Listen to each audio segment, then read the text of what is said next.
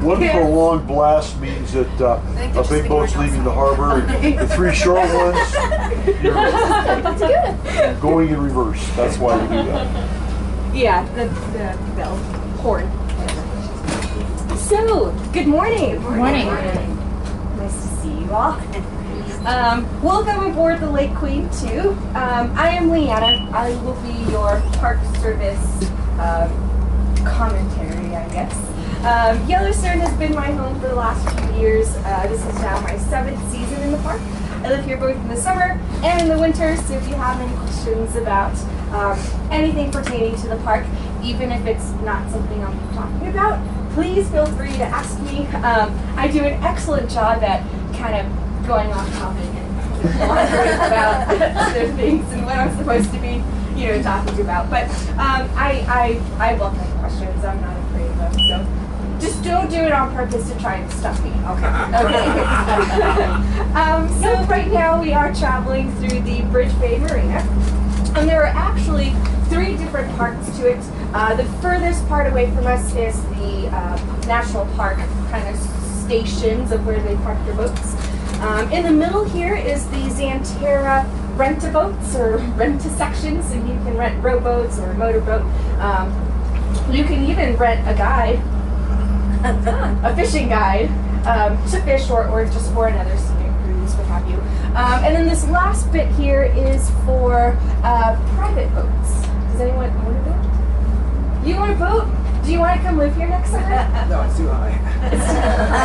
Elevation? Yeah. For your boat? Yeah. Where's your boat at? Chesapeake, zero. Oh, yeah. There's oxygen. Yeah, they might have some issues running up here. But yes, you can certainly rent a dock for however long you want. And I believe utilities are included in it as well. I don't know how much it is per month, but an option maybe, if you're just not coming back. You can just park it here. But yeah, has anyone been on Yellowstone Lake before? Oh, you guys have? Yeah. On your boat? No. You've rented one. Okay, so you know about the rent-a-boats. Okay, excellent. Well, the Yellowstone Lake here is it's a pretty big lake if you haven't already been on it or seen it. But it has about 141 miles of shoreline, so it'll take you about 2.5 hours just to drive around it, which is a really long time. 141 miles is pretty much the size of the whole lower loop of Yellowstone, if you see it in the terms of the figure 8. So quite a bit of time. The Yellowstone Lake has somewhat of a fire and ice creation story, I guess. The fire part of all of that, if you've seen your Yellowstone map, have you noticed that purple line around? Do you know what that is? The caldera, yeah. So a large part of the Yellowstone Lake is part of the caldera. So it's a natural crevice or bowl within the big caldera. And then the ice part of everything, if you've noticed, the lake has a really odd structure. There's arms and a thumb. Well, the thumb's already part of the fire part of everything, but the 2 arms, the southeast and the south, those were actually carved out within the glaciation period 120,000 years ago. So that's a little bit of our ice formation. All right, Captain. I don't think we're allowed to play bunker cars. Are you reversing? I was. Oh, I've never seen you reverse before. I can't say that anymore. I'm like, wait a second. Yeah. Have you 2 met? They frown on us running over the smaller boats, so I thought I'd give him So the boats that you rent, you actually live on them for the summer? That you rent? No. It's just for the day, so you can rent them for an hour, 2 hours, 4 hours. I actually rented one of the Grady's and was out on the lake for about 4 hours trying to fish, but no good? Of all my fishing attempts, I caught 4. 2 cuts and 2 lake trouts. So fishing right now isn't very good. I I don't mean to burst your bubble if you're planning on doing it later. It was more just to be on the lake and enjoy. Yeah, so a lot of the talk today will encompass a lot of our fish history. Are we interested in fish? Yeah, okay, good. I really like fish, and if you let me, I will talk about them the entire time. So if I'm kind of overdoing the fish talk, just let me know. But we will have a lot of park architectural, buildings and details that we'll go through. And we'll also have a little inside view of the remains of the EC Waters. Not a person, but the boat. Yeah, who was a person too, so we'll talk about him also. But other than that, I really just want to welcome you to the Yellowstone Lake. It's going to be a clear day. Yeah, pretty morning. It was rough most of yesterday. We got lucky here. Okay, so can I ask a stupid question? But Please do. everybody knows the answer to this. But why is it called Yellowstone? Why is it called Yellowstone? So that has a little bit of a history answer to it.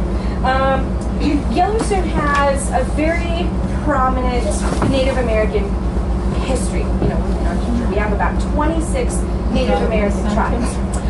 The tribes that lived here, in their own language, called this area Yellow Rock River, for a lot of the rhyolite that you see in the Grand Canyon, and for a lot of other yellow rocks that we have around Yellowstone National Park.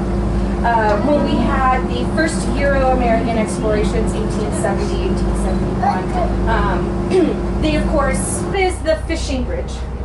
The fishing bridge. There's not a lot of fishing. Yeah, the non-fishing fishing bridge. It was built in 1931. And it's actually one of the, it's a historical structure with, it's actually part of the National Historical Structure list, if I'm getting that right. I'm not getting that right. It's protected. It is. National Historic Land Structure, I don't know. It's, yes. Yeah.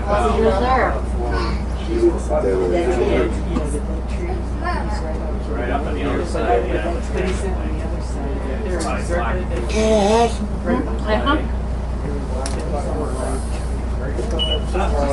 eye, whoever picked that one. Yep, there it is. They're coming in and out of the I lost them again. Here. about 3:30 or I can see it. He's on the live one. He's on the live tree. See where that Usually dead not. one They're is usually the sticking dead straight trees. up? They're usually the dead trees. I don't see one today. Bald eagles are actually a very regular occurrence in the park.